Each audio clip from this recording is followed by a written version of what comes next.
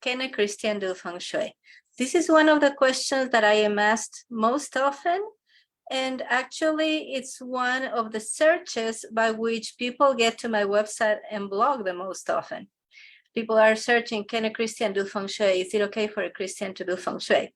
So I have an article for that. If you want me to, ask me in the comments and I'll get that link to you. And so the answer is complex. It's not a simple yes or no, but I'm going to try and simplify it right now so you don't have to watch the whole video if you don't want to. So yes, you can do Feng Shui if you are a Christian, but only if you do it with me. That's the short answer.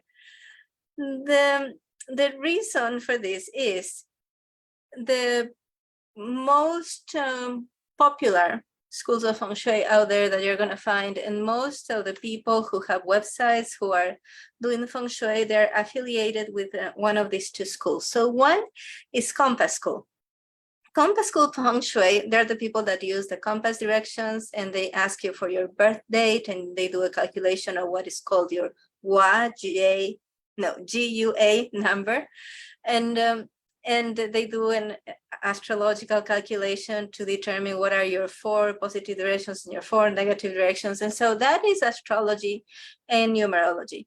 And so if you are a Christian, you probably have been told that you shouldn't do astrology or numerology. Now, frankly, personally, I don't think there's anything wrong with doing astrology or numerology. But for most Christians, if it's a no-no, because that's fortune telling, and you're not supposed to do that. Now, of course, there are plenty of more liberal Christians that are okay with doing numerology, with doing astrology and stuff like that. And so I don't have anything against these things, but I just don't think it is a good idea to choose the color of your home, the outside, the front, or the color of your door, or the colors of your rooms based on the direction your home is facing, or based in your date of birth. I think these are more complex issues that you have to decide on by other factors like your personal taste, your personality, and the intrinsic meaning of the colors, for example, right? And so one of the things they do in Compass School is they tell you if your home is facing one of the 8 directions, if it's this or that direction, the door should be this color. And so they're saying the 8 directions because you have north, south, east, and west, and then the in-between directions. And that doesn't make any sense. You know, the color of your door needs to be considered in coordination with the color of the walls of your home. It has to also take into account what you like, what the other members of your family like. It shouldn't be a thing that, you know, you look at a chart, you look at the compass direction, you look at your birth date, and then you decide based on that. That's not a good way to choose colors in Feng Shui. Also in Compass School, they'll tell you that you have to, when you sleep, your head has to point in a particular direction, and other directions are really bad for you. And so many of the things they do in Compass School Feng Shui are superstitious, disempowering beliefs that make people afraid. So I have met a number of people who did Compass School before they met me, and they were terrified of the directions that were considered bad for them. They were afraid to go into certain rooms of their home.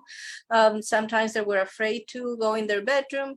They would turn the desk or the bed and put them in really weird angles because they wanted to be in alignment with the right direction. And that was very impractical. And so even if you're a Christian who is okay with astrology and numerology, I still don't recommend that you do Compass School because there's a lot of fear-based beliefs in Compass School. Then the other school of Feng Shui that is really popular, you may have heard of it as Black Hat School of Feng Shui. You may have heard as Black Sect School of Feng Shui, and it's really the Black Hat sect or Tantric Buddhism Feng Shui. That's the full name. And so the word sect, it just means a segment, right? So it's just a segment of the Buddhist religion, and that is has specific beliefs, and they have to do also with Tantric Buddhism. You can, I'm sure you can Google that if you're not familiar with Tantric practices. But here's the thing, it is a Buddhist thing, the type of Feng Shui that Black Hat School or Black Sect School of Feng Shui do, it is associated to a religion and it is practiced within that religion. And many of the Feng Shui cures they use and much of the advice they give is just immersed in this practice of Buddhism. So if you are a Christian and you don't mind practicing other religions, then you could consider doing Black Hat School of Feng Shui. But if you have issues, if you feel even a little bit guilty from practicing another religion alongside your religion, then you should probably not do that. And so the only option that is left is to do Feng Shui with me. Because what I have done is I have gone to the origins of Feng Shui, which is the beliefs of ancient East Asian philosophy and ancient East Asian medicine, which are not religious, they're secular. And so these are beliefs. It's a school of thought based on observation of the world. Is the same school of thought that gave us acupuncture and TaiChi and martial arts and the Chinese calligraphy and other things. And so the kind of Feng Shui I practice, because I went back to the root of ancient East Asian philosophy, and then I looked at all the practices and tested everything to see what worked and what didn't. And I also sifted the knowledge to take out fear-based beliefs and superstitions. And so in addition to that, I added principles of our Western architecture so that when you practice Feng Shui with me, you don't just end up with a space that has good energy, but also a place that looks beautiful. You don't want to give up one or the other. You want the beauty and you want the good energy, and you also want the comfort. And so, and I understand, there's some people who are fundamentalists of any religion. They might not be okay with Feng Shui because they only want to do things that their religion tells them to do specifically, and they don't want to do anything outside of that. But if you are a Christian who is okay with doing Tai Chi, if you're a Christian that would be okay with going to an acupuncturist, then you are surely going to be okay with the type of Feng Shui I practice. And I have made sure that everything I teach and everything that I advise can be practiced for people of every single religion without feeling like they're betraying their religion in any way.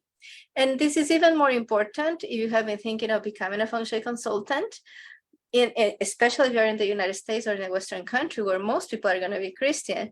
You want to learn a type of Feng Shui that you can practice with clients, and they're not going to be concerned about threatening their faith in any way. And so the method that I created is the 9 steps to Feng Shui system. And it's a step-by-step method to learn and apply Feng Shui that always works in creating dream homes and happy, successful lives.